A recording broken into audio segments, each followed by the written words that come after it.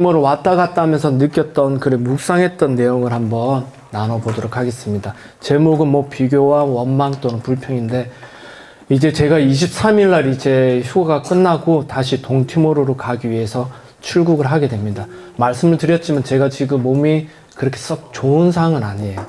심장도 안 좋다고 하고, 뭐 간도 안 좋다고 하고, 또 면역력도 많이 떨어졌다고 하고, 봉화지겸이라고 아세요? 봉화지겸. 네. 그래서 제 다리를 보면 다 봉화지겸이 났던 상처들이 너무 많습니다. 그럼 제가 봉화지겸을 몰랐어요. 네. 네, 면역력이 떨어지면 이게 피부가 곪는다고 하더라고요. 근데 이게 저는 그냥 종기로만 이해를 했어요. 그래서 한번 걸리면 너무 아프더라고요. 한 3일을 누워 있어야만 되더라고요. 다리를 집으면 그 썩은 그 피부 자리가 통증이 오면서 머리가 아플 정도로 아파서, 근데 이게 1년에 한 2번, 3번 정도가 생겼는데 그 횟수가 짧아지면서 한 달에 한 번씩 생겨나더라고요. 근데 이게 더 위험한 거는 몸 위로 이게 점차 이게 몸 위로 올라오는데 폐 쪽으로 오게 되면 폐결핵이라든가 폐혈증으로 사망할 수 있다고. 그래서 그거를 위해서 지금 최대한 뭐 일주일에 병원을 2번씩 가면서 그런 면역력을 높이는 수액을 맞고 또 잘 먹으려고 하고 있고요. 그래서 얼굴이 좀 많이 좋아졌는데, 근데 뭐 학교가 제가 와 있는 동안 수해가 나가지고 왔던 그 학교의 반이 지금 무너지게 생겼어요. 그래서 제가 여기 있어도 마음이 편치 않고, 그리고 많은 분들의 도움을 받아서 학교를 지웠는데 그걸 관리 못한 저 자신에 대한 그런 책임, 그리고 죄책감도 너무 많더라고요. 그래서 이번만 잘 견디면 이제 땅이 잘 굳건해질 거라 생각했는데 돌아온 사이에 이게 비가 너무 많이 와서 집안이 다 쓸려 나가는 바람에 조금 빨리 돌아가야 될 것 같습니다.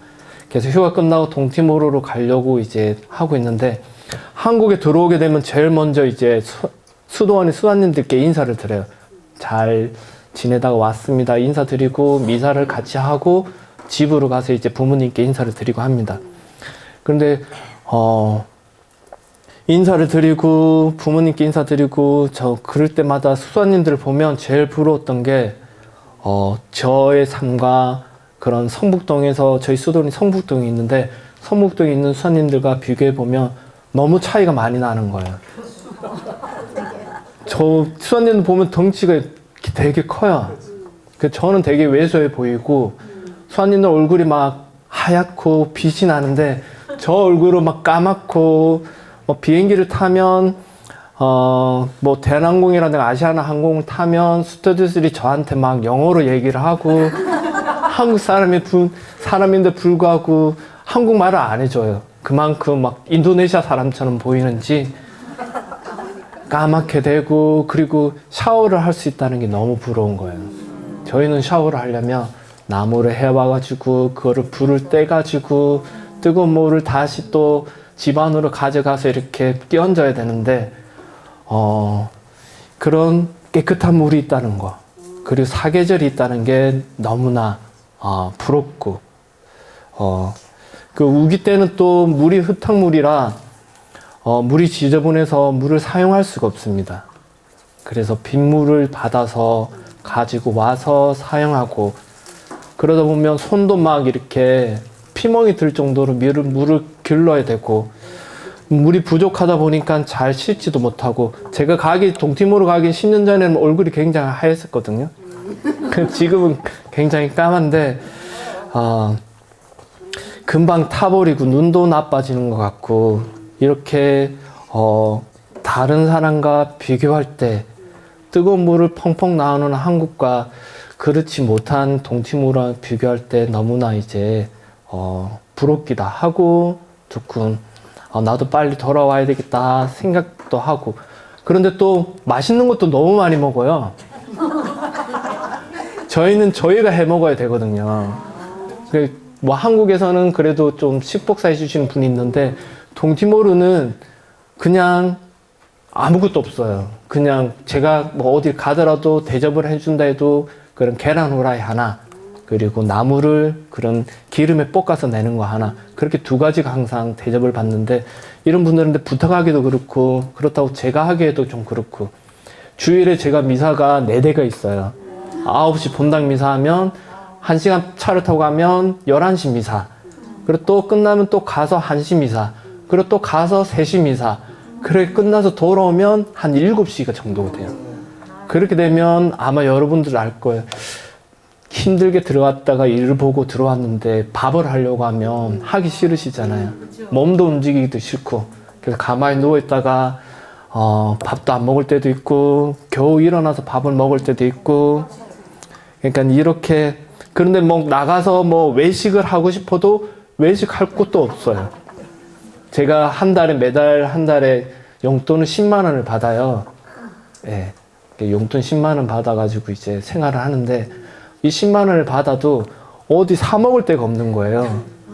해가 떨어지면 깜깜해가지고 나갈 데도 없고, 그러다 보니까 먹을 것도 많고 깨끗하고, 너무 이제 부러운 마음이 너무 많이 드는 거예요. 예, 제 인기가 있죠. 근데 보통 외국에 나가면 한 10년은 기본으로 살아야 되더라고요. 그리고 동티모르는 웬만하면 안 가려고 해요.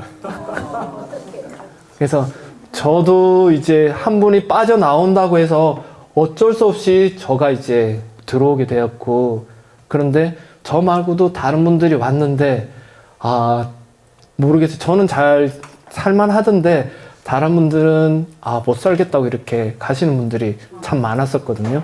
그래서 저가 오면, 다른 분들이 3분이 오면 그래도 말을 배우고 이러려면 한 2, 3년은 있어야지 제가 빠져나갈 수 있는데, 그 전에 다 가버리시니까 네, 저가 빠져나갈 수가 없는 거예요.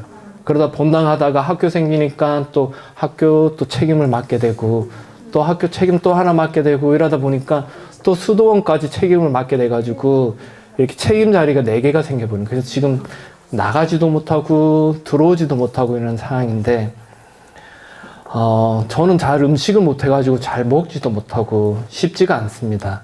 그래서 또 교통도 너무 편해요, 한국은. 그렇죠. 저희는 아까 길 봤죠. 촬영하는데 막 차가 흔들리는 모습을. 근데 여러분은 차 바퀴가 빠지는 경험을 해보셨나요? 저는 하루는 미사를 가는데 차를 아무리 밟아도 차가 앞으로 나가질 않는 거예요. 그래서 차를 내려서 차를 봤더니 바퀴가 없어요. 바퀴가 빠져버린 거예요. 너무 길이 험하다 보니까 바퀴가 빠져가지고 바퀴가 안 보이는 거예요. 그래서 신자들이랑 저기 산 밑에 비탈에 내려가서 바퀴를 발견해가지고 바퀴에 나무를 끼워서 가지고 올라오고, 근데 바퀴를 그냥 끼운다고 되는 게 아니더라고요.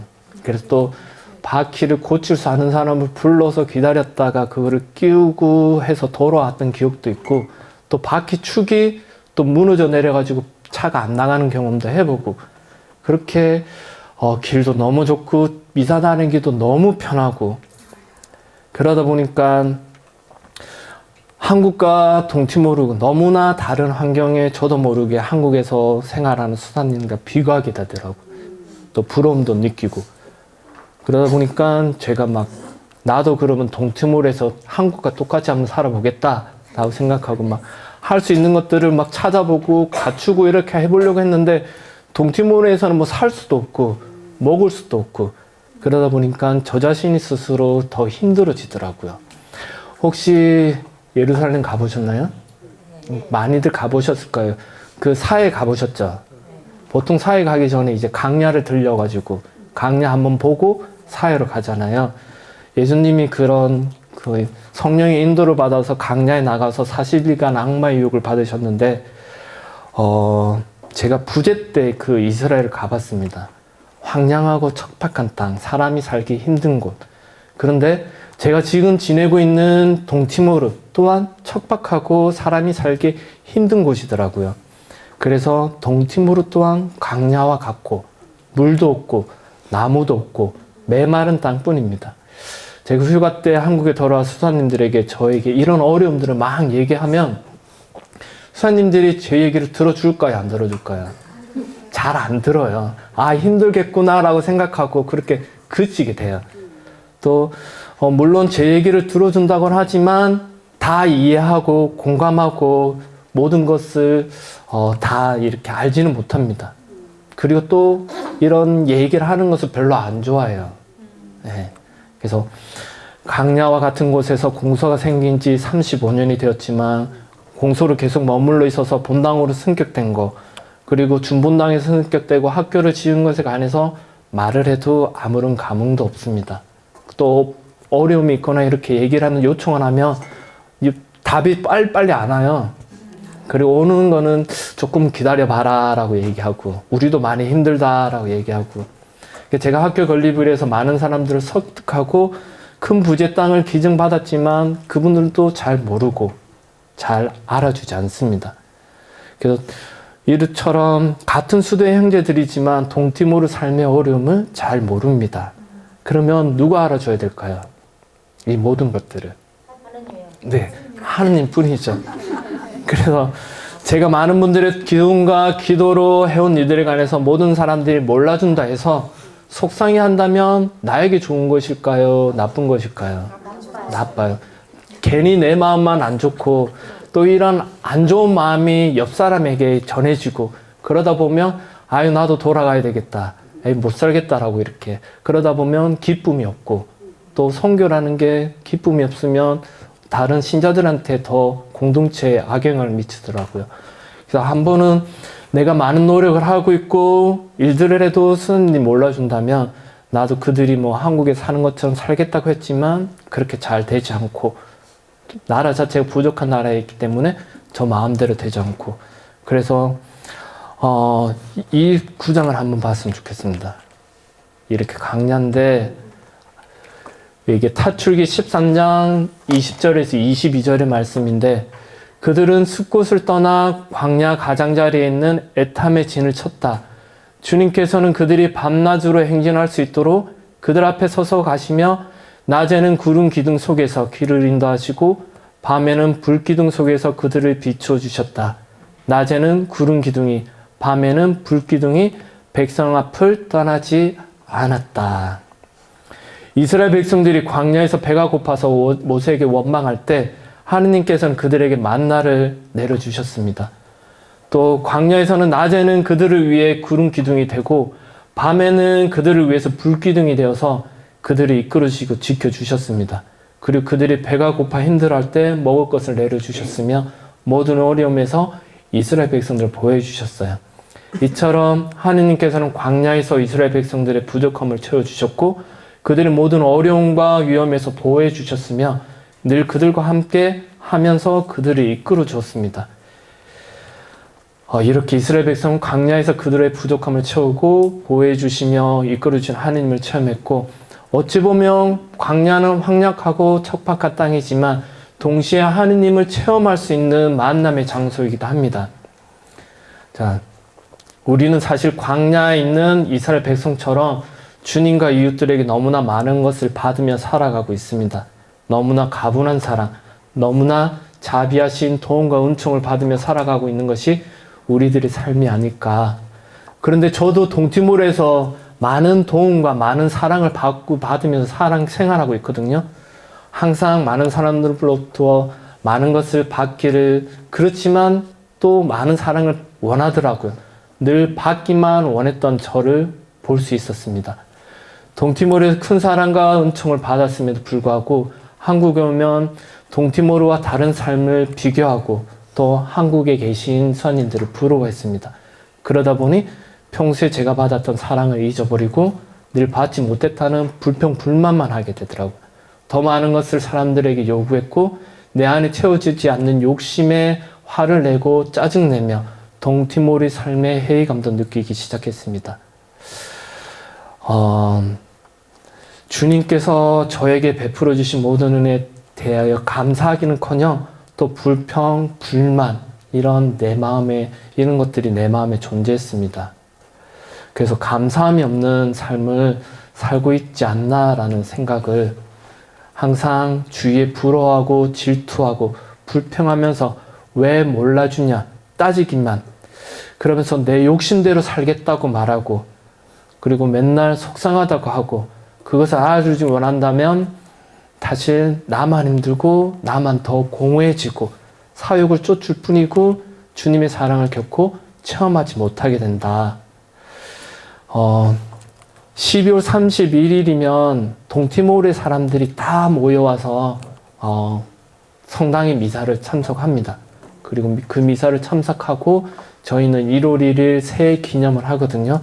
그래서 신자들이 미사에 참석하고 성당에 나와서 폭죽을 터뜨리면서 1월 1일 그 새해를 기념할 때 그 성당에 모인 신자들의 모습을 바라보면서 너무나 기쁘더라고요. 너무나 보기 좋고 기뻤습니다. 이처럼 하느님께 감사드리고 자비와 도움을 청하면서 기쁨을 나누는 공동체를 마련할 수 있는 영광을 하느님께서 내려주신 것에 대해서 너무나 감사했습니다. 행복하게 주일이나 대축일 전례를 지내면서 멀리서 걸어오는 신자들이 있기에 제가 너무나 감사했고, 또 신자들의 어려움을 해결할 수 있도록 성당을 수리하고 본당으로 승격될 수 있도록 신자들과 함께 노력할 수 있는 영광을 주신 하느님께도 감사했습니다. 그러면서 제가 들었던 생각이, 주변 사람들이 몰라줘도 하느님은 아시고 또 나만 아니까 그만이겠다라는 생각이 되어졌습니다. 아마 여러분들도 인생 살면서 고생하고 힘들게 가정 꾸려 나가는데 다른 사람, 심지어 남편이라든가 아들들이 그거를 몰라주면 섭섭할 때가 너무 많으실 거라고 생각이 되어집니다. 그런데 섭섭해할 거 하나 없다라고 생각이 되어집니다. 내가 알고 또 하느님이 알면 되지 않을까. 그래서 제가 여러분들에게 한 가지 질문을 드리고 싶습니다. 나는 어떠한 봉헌을 주님께 하고 있는지, 그리고 여러분은 어떻게 가족들과 주변 사람들을 이해하고 한 마음이 되려고 노력을 했는지, 그리고 여러분은 주님께 대한 굳은 믿음을 가지고 감사 기도는 하고 있는지, 또 여러분은 하느님께서 주신 모든 것을 별로 중요하지 않는 것처럼 생각하면서 소홀했던 것은 아닌지, 그리고 여러분들은 사람들에게 보답받고 인정받으려는 마음으로 행동하고 있는 것은 아닌지, 이 5가지, 제가 이렇게 간혹 한국 왔다 갔다 하면서 이렇게 묵상하는 내용인데, 여러분들도 한번 이것들을 같이 묵상해보고 성찰해보면 어떨까라는 생각이 되어졌습니다. 고백성사 같아요. 네. 저는 항상 동티모르는 모든 것이 부족하다, 늘 살기가 어려운 것이다 라고 생각하다 보니까 동티모르가 싫어지고 언제나 그곳을 떠나려는 마음이 가득했습니다. 그러다 보니 주변 사람들, 나와 함께하는 사람들을 이해하려는 마음도 부족했었고, 또 삶에 대한 감사는커녕 불평, 불만, 그것들이 내 안에 존재하더라고요. 감사가 없는 삶의 가장 나쁜 점이 뭐냐면, 그것은 바로 주님께서 주시는 것이 무엇인지 알지 못하고 주님께서 주신 것마저 소홀히 하게 된다는 겁니다. 사람들에게 보답받고 인정받으려는 마음만 가득할 뿐 늘 다른 것을 생각하고 다른 것을 갈망하며 떠나길 바랬습니다. 그럼 원망하게 되고요. 자, 원망과 그런 비교는 분열을 가져오고, 분열은 나의 가족 그리고 이웃과 일치를 이루지 못하게 합니다. 또 분열은 서로가 하나 되지 못하게 합니다. 주님께 대한 굳은 믿음 또한 가지지 못하고 감사 기도를 드리지 못합니다. 이처럼 비교와 원망은 우리들의 삶을 분열시키고 사람들을 이해하지 못하게 한다. 그러면 여기 한번 루카복음 16장 라자로의 이야기입니다. 어떤 부자가 있었는데 그는 자주 새 옷과 고운 아마포 옷을 입고 날마다 즐겁고 호화롭게 살았다. 그의 집 대문 앞에는 라자로라는 가난한 이가 종기투성이 몸으로 누워 있었다. 그는 부자의 식탁에서 떨어지는 것으로 배를 채우기를 간절히 바랬다. 그러나 개들까지 와서 그의 종기를 할곤하였다. 그러다 그 가난한 이가 죽자 천사들이 그를 아브라함 곁으로 데려갔다. 부자도 죽었다. 부자가 저승에서 고통을 받으며 눈을 뜨니 멀리 아브라함과 그의 곁에 있는 라자로가 보였다. 부자는 부족한 없이 날마다 즐겁고 호롭게 살다가 죽어서 저승에서 영원한 고통을 받게 됩니다. 그런데 라자로 삶에서는 고통스러운 삶을 살다가 죽어서는 하느님 곁에서 영원한 행복을 누리게 됩니다. 부자와 라자로는 죽고 난 다음 두 사람 입장이 완전히 정반대로 바뀌었는데 호화롭게 살던 부자는 죽어서 고통스러운 삶을 살게 되고 영원할 것 같았던 고통스러운 살던 라자로는 죽음이 하느님 곁에서 영원한 행복을 누리게 되었습니다. 두 사람의 입장이 바뀌게 된 이유가 뭐냐면 부자는 특별하게 나쁜 짓을 하지 않았어요. 예, 그냥 단지 자기가 누리고 있는 풍요로움을 당연한 것으로 생각하고 살았고 그것에 대한 감사가 없었을 뿐입니다. 그럼 자신의 풍요로움이 당연한 것으로 생각하고 하느님께 감사를 드리지 못한 것이 가장 큰 죄가 아닐까. 또 그는 그와 함께 살아가는 주변 사람들을 이해하려는 마음이 부족했습니다. 그 자신에게 베풀어 주신 모든 은혜에 감사드리지 못했습니다. 그 결과 영원한 고통을 받는 지옥으로 가게 되죠. 반면에 라자로는 힘든 상황에서도 늘 하느님께 의탁하고 또 의탁을 통해 주님께서 주시는 것이 무엇인지 알고 주님이 베풀어 주시는 은혜 또한 너무나 잘 알았기에 어렵고 힘든 상황에서도 하느님께 감사를 드렸습니다. 자, 그러면 여러분들에게 물어보고 싶습니다. 여러분들의 모습은 부자와 라자로의 모습에서 어느 쪽에 가까운지, 또 불만 없이 작은 것이라도 하느님께 감사를 드리며 하느님의 뜻을 실천하고 있는지, 아니면 타인과 나를 비교해서 다른 사람 과장과 나를 비교하며 잘한 것은 자기 탓이고 못한 것은 남 편이고 자식 탓이고 이웃의 탓이고 가족들의 탓으로 돌리면서 불평 불만 속에서 사는 것은 아닌지 한번 묵상해 보았으면 좋겠습니다. 자, 신명기 30장 15절에 내가 오늘 너희 앞에 생명과 행복, 죽음과 불행을 내놓았다라고 얘기하고 있습니다. 자, 선택은 우리들의 선택입니다. 선택은 우리가 할 수 있어요.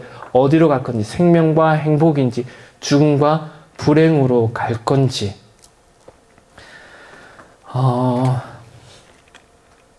자, 십자가 얘기를 한번 해볼까요? 누구든지 내 뒤를 따르려면 자신을 버리고 제 십자가를 지고 나를 따라야 한다.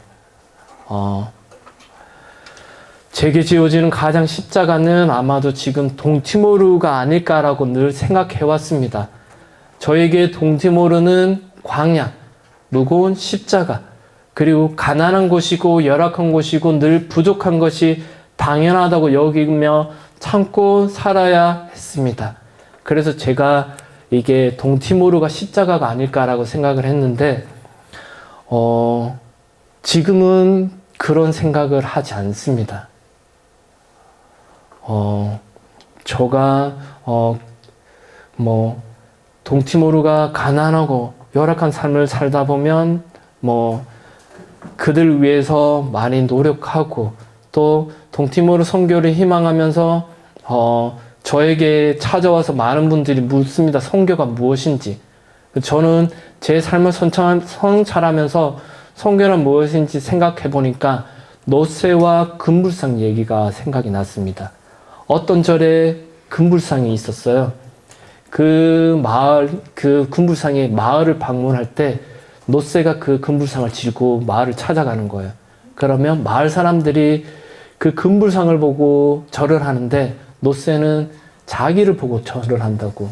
근데 매일 5월달과 10월달에는 성모님의 상이 저희 마을을 공소를 다 방문을 해요.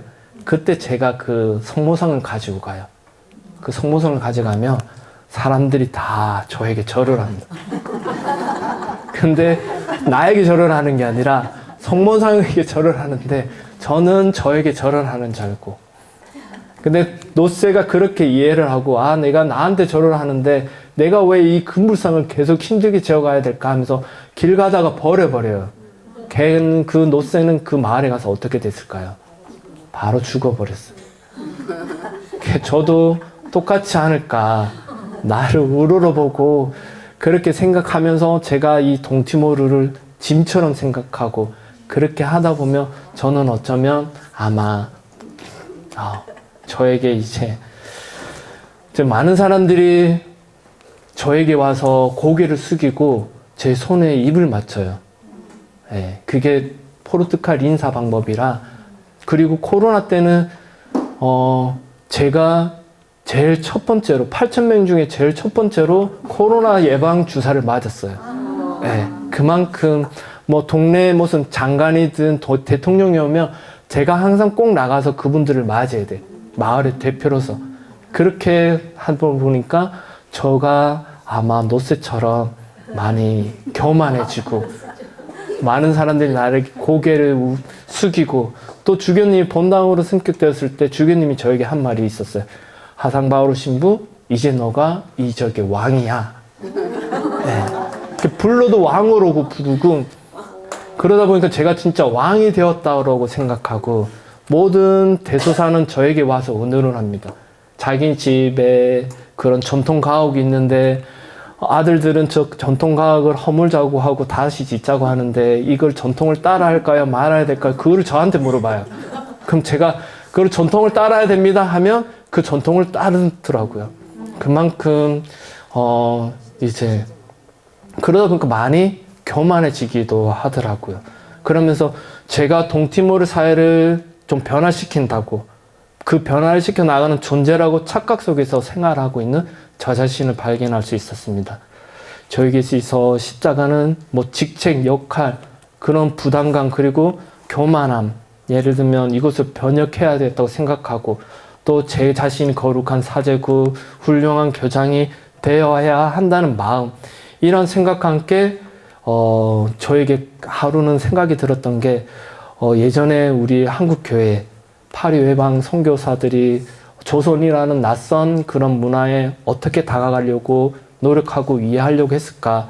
하느님 말씀 안에서 어떻게 생활했는지 의문이 들더라고요. 한자도 모르고, 그 말을 모르는데 어떻게 대화가 이루어졌고, 무엇을 가르칠 수 있었을까라고 생각해 봤을 때, 단지 그들이 노력하기보다는 자신들이 느끼고 체험한 하느님의 사랑을 전하려고 노력하지 않았을까, 그런 생각이 되어졌습니다. 박해의 고통과 죽음의 두려움 앞에서 초대교회 신자들이, 그 선교사들이 순교할 수 있던 이유는 바로 사랑이 아닐까. 사랑 앞에는 두려움도 없고 완전한 사랑은 두려움을 쫓아내기 때문에 가능하지 않았을까. 그래서 저 또한 동티모르에서 사랑을 외치고 있다고 생각을 했지만, 그런 외국인 선교사들과 제가 전한 사랑에는 큰 차이가 있지 않나라고 생각이 되었습니다. 자, 사랑을 전한다고 말을 하면서도 일방적으로 내 주변의 사람들의 삶이 온전히 바뀌기를 바라는 그런 집착, 기대에만 빠져 있지 않았나. 그래서 집착과 기대는 서로에게 상처를 주고 저에게 십자가라고 느끼고 그것을 떨쳐버리고 싶기만 했었습니다. 저희 수도 그 학교 기숙사에 23명의 아이들이 생활을 하고 있어요. 근데 그 아이들이 저에게 처음에는 아무하상이라고 불렀어요. 예, 그러니까 하상 신부님, 하상 바오르 신부님. 그런데 또 언제는 또 아무 디렉터리라고, 교장 신부님이라고 부르더라고요. 근데 어느 때부터 아이들이 저에게 아버지 신부님 이렇게 부르기 시작했습니다. 아마도 부모님과 떨어져서 생활하는 아이들이 한 해 더 갈수록 이제 가족처럼 느끼고 저를 아버지처럼 그렇게 감정적으로 느끼지 않나. 근데 미국의 한 유명 골프 선수가 우승할 때마다 인터뷰에서 우승도 좋지만 더 중요한 것은 가정의 행복이라면서 가정의 그런 소중함을 전했다고 하더라고요. 그래서 우리나라도 한번 방문했었는데 그때 자기의 손은 좋은 엄마가 되고 싶다고 이렇게 얘기했던 걸로 알고 있습니다. 저 동티모르는 가족 단위로 마을을 이루어서 사는 중심의 부족 사회인데 97% 가톨릭 신자고, 그렇다 보니까 사제를 가장 큰 어른으로 생각을 해요. 마을 전체를 대표하는 아버지로 또 인식하고, 그래서 명예와 재력, 부모의 역할 둘 중에 무엇이 가장 중요할까? 본당 사목 그리고 학교 사목을 통해서 무언가를 이루어내려고 하는 것보다 부모의 역할이 가장 더 중요하지 않을까라는 생각을 해보았습니다. 그래서 무언가를 변화시키고 그리고 많은 것을 가르치기보다는 신자들에게는 친구, 또 아이들에게는 아버지와 같은 수도자가 사제가 되어야 되겠다. 그래서 아이들에게 저에게 사랑이 가득한 아버지라, 그리고 그들의 말처럼 하나님의 사랑을 잘할 수 있는 그런 사제가 되기를 희망해 봅니다. 이렇게 많은 분들이 저를 만나면 이제 한국에 돌아와야 되지 않겠냐, 그리고 또 이제 너무 힘들지 않냐라고 하는데, 저 또한 최대한 동티모르에서 빨리 한국으로 돌아오고 싶죠. 그래서 벗어나려고 많이 막 수도원에도 이제 저 이제 불러달라고 얘기하고 막 그렇게 했는데, 동티모르에서 벗어나려고 할수록 한 가지 더 일을 막 주시더라고요. 그래서 처음에는 이제 하지만 아이들의 교육과 미래를 위해서, 그리고 제가 싫어서 벗어 던지려 했던 십자가가 계속 저를 따라오더라고요. 이렇게 더 많은 일들을 요구하는데, 그 많은 일들 안에서 저는 더 많은 큰 은총과 그리고 하느님의 자비를 체험할 수 있었습니다. 또 신자들을 통해 더 큰 사랑을 받을 수 있었습니다. 그래서 재미있게도 하느님께서 제가 생각하는 십자가, 제가 맡고 있는 지책, 이런 것들을 통해서 더 많이 사랑하고 더 많은 친교를 위해 더 깊이 투신하라는 것이 아닐까. 그렇기 때문에 이제 십자가, 동티모르는 더 이상 저에게 십자가가 아니지 않나. 네, 그런 생각이 되어졌습니다. 그래서 이제 동티모르는 저에게 더 이상 힘든 것도 아니고 어려운 것도 아니고 막 광야처럼 느껴졌던 곳이지만, 제가 처음 도착했을 때 진짜 광야다. 그리고 방 안에 들어가 보니까 책상과 침대 달랑 2개밖에 없더라고요. 그래서 짐도 풀지 않고 침대에 걸터 앉아가지고 여기서 4년은 어떻게 견디지? 이런 막 생각을 하고, 빨리 시간이 갔으면 좋겠다는데 벌써 10년이라는 시간이 흘렀습니다. 그리고 이제 더 이상 십자가가 아니라 기쁨의 자리, 사랑의 자리, 그리고 기적의 자리가 되었고, 많은 이들이 꿈을 키워나가는 희망의 자리가 되었습니다. 그래서 이제 23일 돌아가면 또 그런 사랑의 자리에서, 희망의 자리에서 불평불만하지 않고 비교 원망하지 않고 하나님께서 주신 사랑이 무엇인지 그것을 깊이 깨달으면서 생활해 나가도록 하겠습니다. 동티모르 선교 활동은 여러분들의 관심과 지원으로 더욱 풍성하고 의미 있는 결실을 맺을 수 있다라고 생각이 되어지거든요. 그래서 동티모르의 미래와 학생들이 더 나은 삶을 영위할 수 있도록 여러분들의 관심과 사랑, 지원을 부탁드리겠습니다. 감사합니다.